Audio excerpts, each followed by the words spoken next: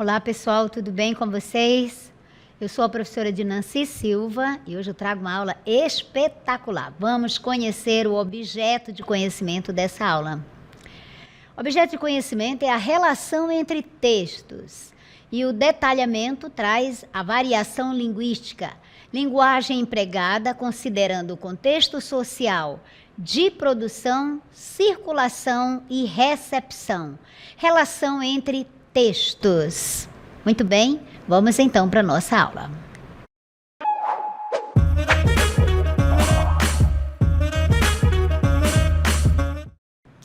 Você sabia que toda língua varia? Ou seja, toda língua ela sofre transformações e ela varia tanto no tempo quanto no espaço. E também entre as classes sociais, ou seja, a língua é um organismo vivo e ela sofre mudanças, sofre variações, certo? Então hoje nós vamos estudar sobre a variação linguística. Em que elas consistem? Vamos conhecer. Então, a variação linguística trata-se das diferentes formas de falar o idioma de uma nação, da língua de um país, de uma nação. Visto que a língua padrão, a norma culta de um país, não é homogênea, ela não é única, ela tem variedades. No Brasil, por exemplo, essas variantes, essas variedades da nossa língua padrão, elas são percebidas nos diversos dialetos existentes, como falar mineiro, o falar carioca, o falar gaúcho, o falar baiano, pernambucano, sulista, pernambucano, etc., entre outros. Então, vamos agora observar um exemplo de uma mudança no decorrer do tempo, a mudança que uma palavra sofreu no tempo. Observe aqui como a palavra que você conhece hoje como você mudou ao longo do tempo. Então, lá nos primórdios da sua língua, vossa mercê, depois vós mercê, depois vassum ser, depois vancê, você, e agora outras modificações, né? A pressa da pós-modernidade já diz você, se, e na linguagem, né, das novas tecnologias, aí na pressa de escrever os e-mails, você já só coloca VC e já se entende, já se compreende que trata-se da palavra você. Muito bem. Então, as línguas, elas estão em constante mudanças. Por quê? Porque estas línguas estão em constante mudanças? Porque elas seguem a evolução do mundo. Então, a tônica do mundo é a mudança. Então, nós temos como mudança as tecnologias, a comunicação, por exemplo. Então, elas acompanham também cada situação do dia a dia, em que nós precisamos nos comunicar, tanto na escrita quanto na fala. Mas se cada situação nossa, do nosso dia a dia, exige de nós uma linguagem diferente, uma língua diferente, por conta dessas situações diferentes que nós vivenciamos, então, por que nós precisamos estudar a norma padrão, aquela norma em que a cultura é traduzida, né, em que os conhecimentos são registrados? Por quê? Esta é uma pergunta importante para você. Então, a norma padrão, certo? E a variação linguística, por que estudá-la? Por que estudar a norma padrão? Não é? Você já percebeu que as línguas elas estão nessa constante mudança, mas que você necessita estudar a norma padrão? Gente, é necessário estudar a língua padrão porque a norma padrão nas escolas, especialmente nas escolas, ela está justamente para o cidadão saber, para você saber se comportar linguisticamente, certo? Em cada situação, em cada fórum. Cada pessoa, com cada situação. Então, cada pessoa, esteja ela online ou pessoalmente, por escrito ou por mensagem de voz, certo? Então, ela precisa se ajustar. Outro exemplo da importância, da necessidade de se saber a norma padrão é para você compreender, você entender a linguagem utilizada nos meios de comunicação de massa. Quais são eles? A internet, as revistas e os jornais impressos, certo? Então, aqui você já entendeu o porquê de se ter que estudar a norma padrão que você vem para a escola aprender. Então, vamos entender um pouquinho mais em que consiste esta língua padrão, esta norma culta da língua portuguesa, a língua padrão, a língua em que é registrada a cultura, né, da nossa nação. Vamos compreender, então, a língua padrão. A linguagem culta, ou norma padrão, ou linguagem padrão, é aquela que você vem aprender na escola. Ela é ensinada nas escolas. E para que ela serve?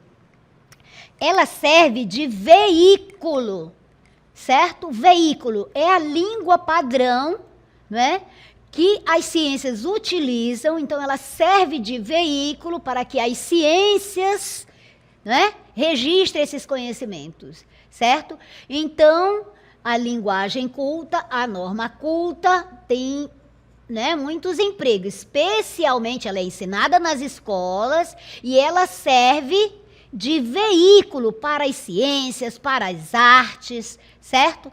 Até porque as ciências, elas se apresentam com uma terminologia especial. Então, há necessidade de se registrar isso de uma forma única ali, certo? Porque cada um, se não for padronizado, cada um vai usar de uma determinada forma e aí o significado fica confuso, fica perdido.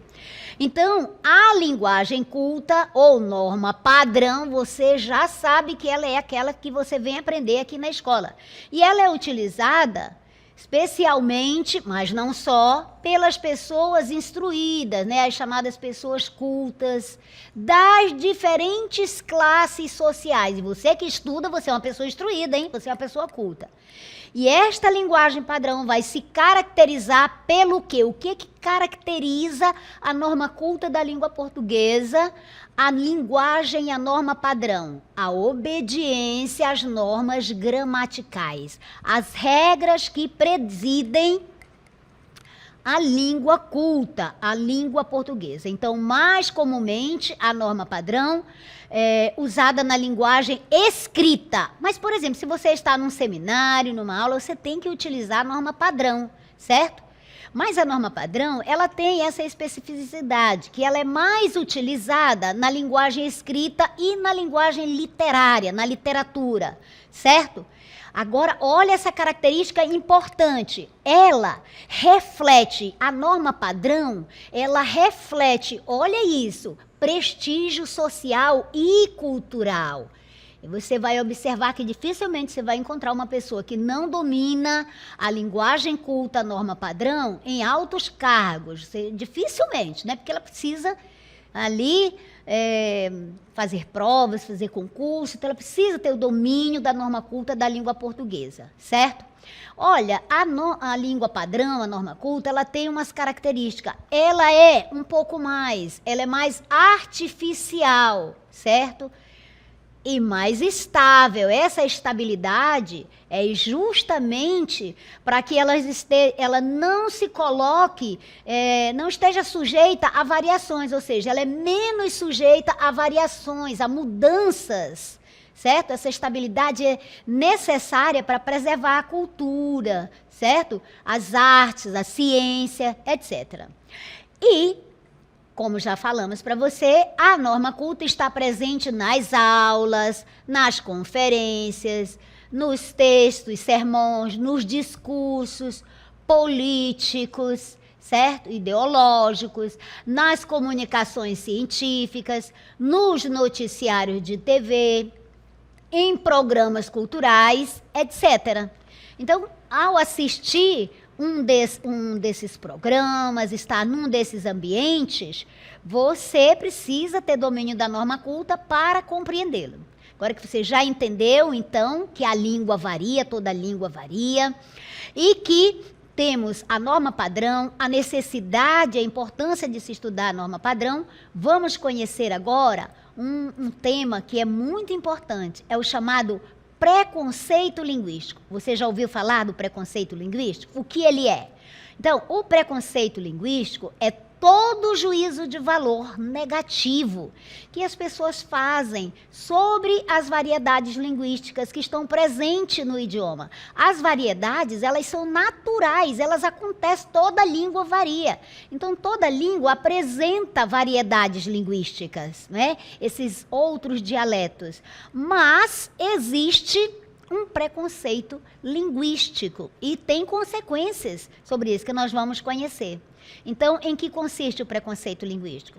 Nesse juízo de valor negativo, nesse pensar que dessa forma não é bonito, não é correto, só a norma padrão que é bonita, que é correta, mas não é bem isso. Vamos conhecer algumas palavrinhas, né, utilizadas, que são variações. Olha aí, curumim, onde é que se usa tanto essa palavra? Oxente, véi, mano, piá. Muito bem. Quais são, então, as consequências do preconceito linguístico? Você já sabe que ele consiste em todo o juízo de valor negativo. Quando você estranha o modo de falar das pessoas, ou zomba, por exemplo. Nós que somos aqui do norte, não é? E às vezes estranhamos como o pessoal do sul, os gaúchos, falam. Ou os do Nordeste, se você ri, se você acha muito engraçado, você está tendo aí um preconceito linguístico. Agora que você já sabe que toda língua varia, então você tem que valorizar essas variedades. Não é errado, não é feio, é natural da língua, certo? Essas outras formas de falar. E às vezes para nomear o mesmo objeto. Então vamos conhecer as consequências do preconceito linguístico. Vamos lá. Então, como a principal causa do preconceito linguístico é a crença de que só existe um tipo certo de expressão, veja, o que é que causa o preconceito linguístico? Veja, a principal causa desse preconceito linguístico é exatamente as pessoas acreditarem, ter a crença de que só existe um tipo certo de expressão, certo? Uma só forma de falar, que é a norma culta. Então, as pessoas que não se encaixam nesse padrão, ou seja, que não dominam a norma culta e que não falam de acordo com as normas gramaticais previstas na gramática normativa, essas pessoas, elas são vistas como pessoas que falam de modo errado, né? Certo? E essas pessoas podem, por consequência dessa forma de falar diferente, que não é errado, tá? Porque a linguística diz que se houve comunicação, está tudo correto. A gramática normativa é que diz que existe uma forma correta, do ponto de vista da norma culta, de se falar, certo? Então, por consequência disso, essas pessoas podem se tornarem vítimas de preconceito linguístico. Então, como é que uma pessoa se torna vítima de um preconceito linguístico? Você mesmo, por acaso, pode, em alguma situação, se tornar vítima do preconceito linguístico. Se você, dependendo do lugar em que você esteja e da situação, não falar de acordo com a norma culta, certo? Então, de repente, pode ser visto, né? Pode ser, sofrer um preconceito linguístico, certo? Muito bem. Então, algumas das consequências para essas pessoas podem ser o quê? As pessoas que sofrem preconceito linguísticos, alguns danos, algumas das consequências que elas podem sofrer, podem ter, é o seguinte: essas pessoas que sofrem preconceito linguístico, elas podem desenvolver um medo de falar em público, elas podem ter medo de falar em público. Não vou falar, porque eu não domino muito bem essas palavras, eu não sei se é assim que se pronuncia, eu não sei organizar direito as minhas ideias, não sei se está correto. Então, elas passam a ter esse medo de falar em público. O que é esse medo? É uma consequência negativa, é um dano, certo? Resultante do preconceito linguístico, certo? Então, elas podem ter esse medo de falar em público, de se expressar. Por quê? Porque elas temem o que os outros vão pensar da sua forma de se expressar, da sua linguagem. Outra consequência negativa é essas pessoas serem excluídas socialmente.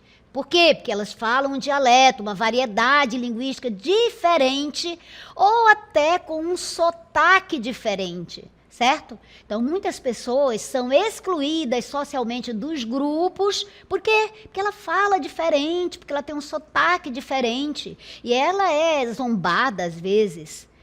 Olha, e também o preconceito linguístico traz um prejuízo, um dano assim horrível, que é para a autoestima da pessoa que sofre esse bullying linguístico, esse prejuízo linguístico.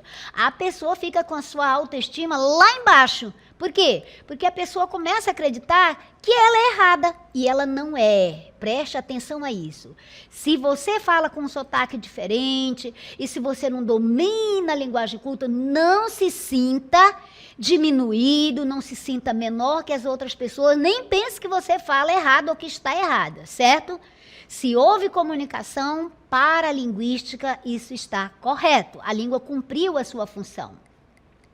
Mas é importante você dominar a norma culta, porque ela representa prestígio social, ela consegue fazer você galgar alguns degraus na escala social, passar em concurso, adquirir um emprego melhor, certo? Circular entre várias esferas da sociedade, etc.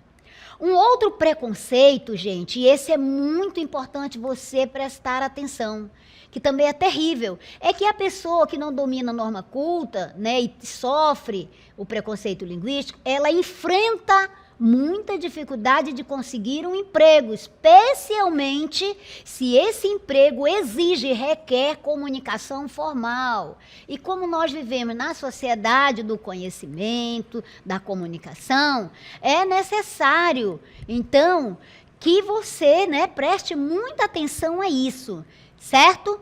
Que você procure estudar aqui na escola, aproveite o tempo que você tem das aulas de língua portuguesa para você ir aperfeiçoando a sua linguagem, a sua comunicação, para que ela se torne eficaz, eficiente e facilite a sua vida, otimize a sua vida nas várias esferas, nos vários campos, especialmente na sua carreira, certo? Que você vai ter um emprego lá na frente, você vai precisar trabalhar em equipe, certo? Se expressar, se comunicar, você precisa disso, certo?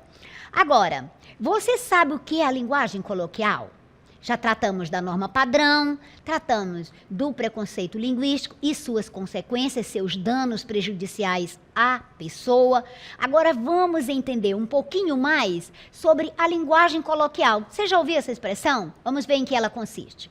A linguagem coloquial é uma variação, veja, a língua varia. Então, a linguagem coloquial é uma variação de linguagem popular. E ela é utilizada, e você a utiliza, no seu cotidiano, nas situações cotidianas mais informais. Por exemplo, você está aí na sua casa, conversando na sua família, você está com o seu grupinho de colegas lá na escola, fora da sala de aula, não é? E você conversa, certo? Lá no jogo de futebol, enfim, nas situações cotidianas, nas situações informais, aquelas que não exigem, né, por conta do objetivo, ou do contexto, ou da situação, que não exigem o emprego da norma culta.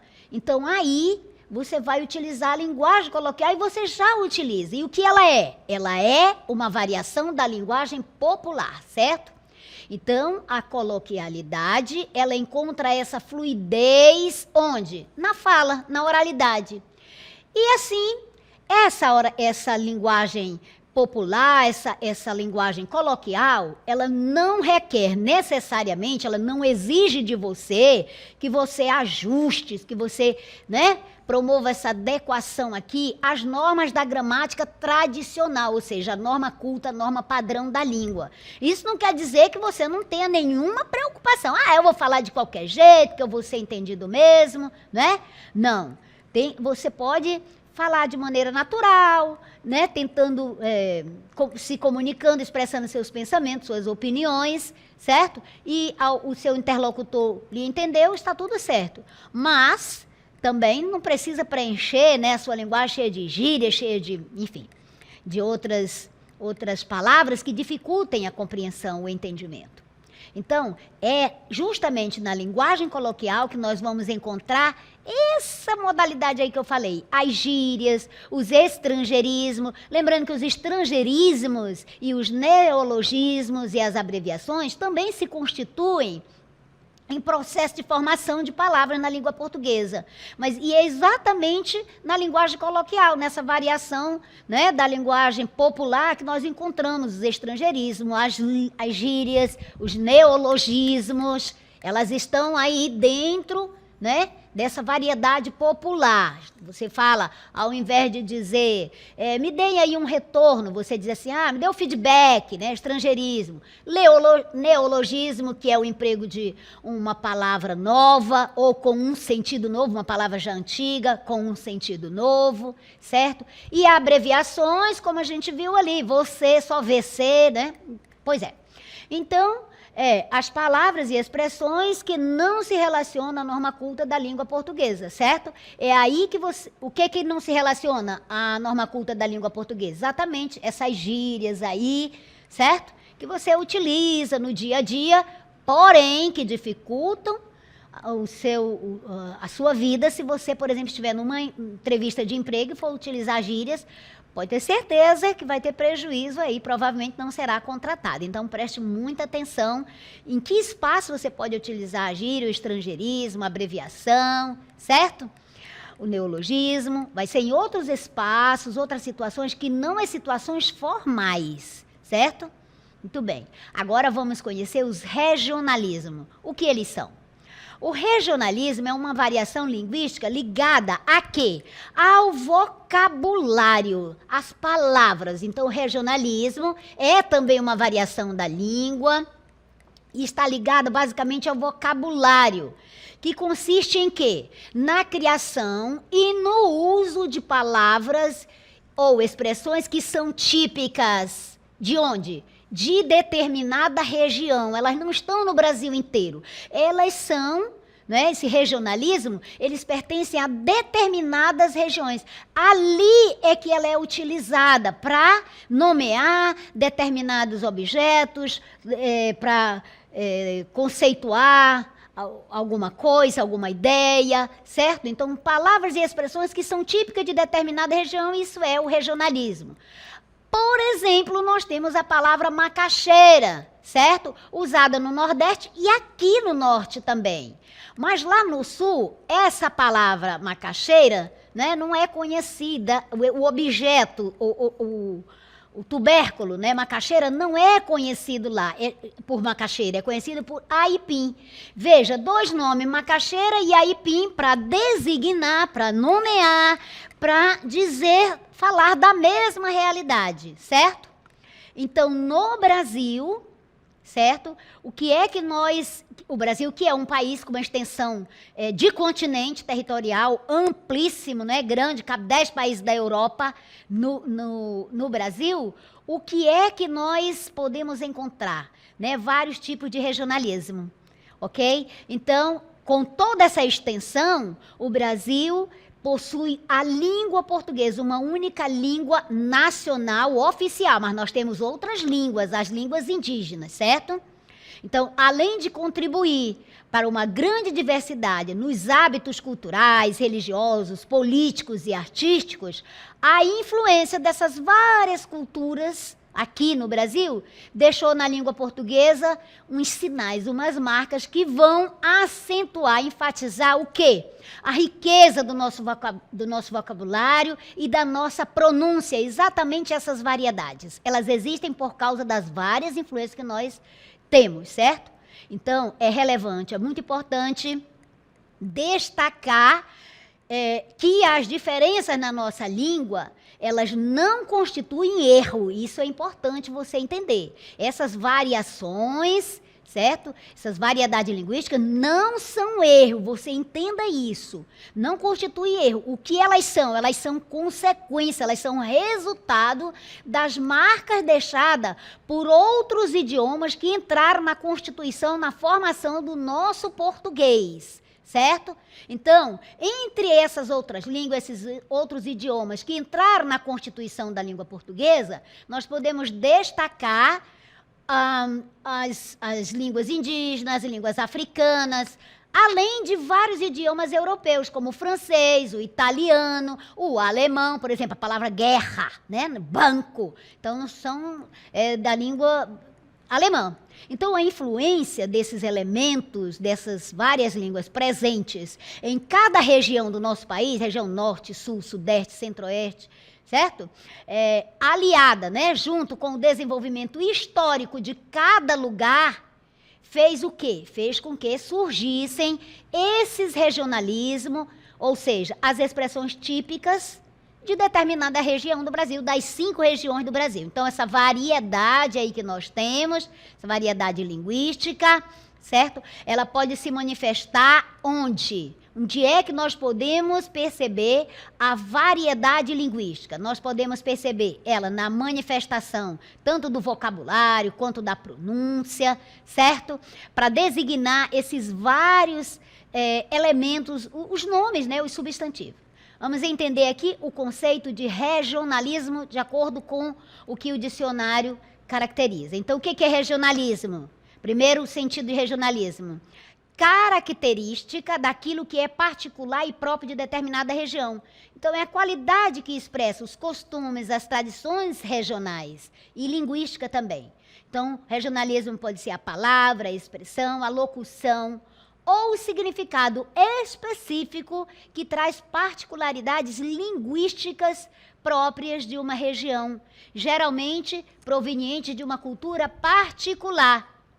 E aqui, por exemplo, eu tenho um mapa do Brasil mostrando para você diversos regionalismos. Veja aí, né? Olha aí da região sudeste, estribado. Temos a palavra mugunzá, temos a palavra bater a cachuleta, enfim, vários regionalismos. Vamos agora conhecer alguns regionalismos que são típicos da região sul. Veja, eu tenho a expressão alçar a perna.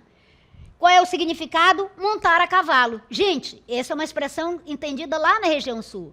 Campo Santo, para as pessoas que conhecem um pouco mais a língua portuguesa, sabe que significa cemitério. E lá no sul se utiliza essa palavra com esse sentido. Embretar-se, quer dizer meter-se em apuros, né? Guacho, olha, tem até um poeta que vai ser guacho na vida. Animal ou pessoa criada sem a mãe ou sem o leite materno. Então, aqui você teve exemplo de expressões típicas da região sul, certo? Outros ainda lindeiro, que significa ao lado de vizinho. Aqui nós utilizamos vizinho, né? Mas você sabia que lá no sul o vizinho é chamado de lindeiro? E que também significa ao lado de?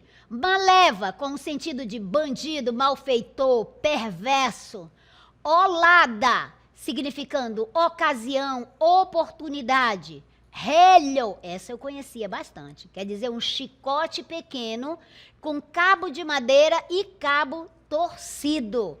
Muito bem. Agora da região norte. Agora vamos ver os nossos aqui, alguns, né? Porque temos muito. De rocha. Você é de rocha? Palavra ou assunto com convicção.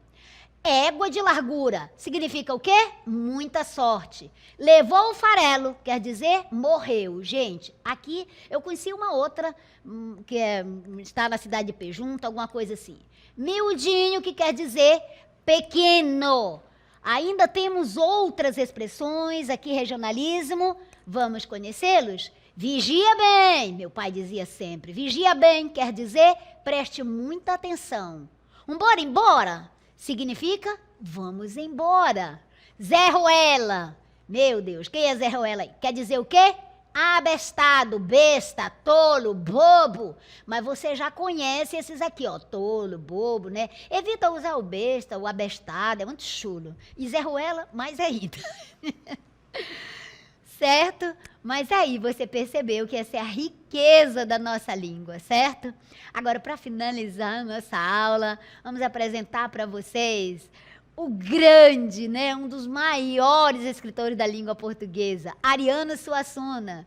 Vamos terminar nossa aula com a frase dele. Não troco o meu oxente pelo ok de ninguém. finalizamos aqui a nossa aula. Espero que você tenha apreciado, gostado muito, mas, sobretudo, que você tenha aprendido.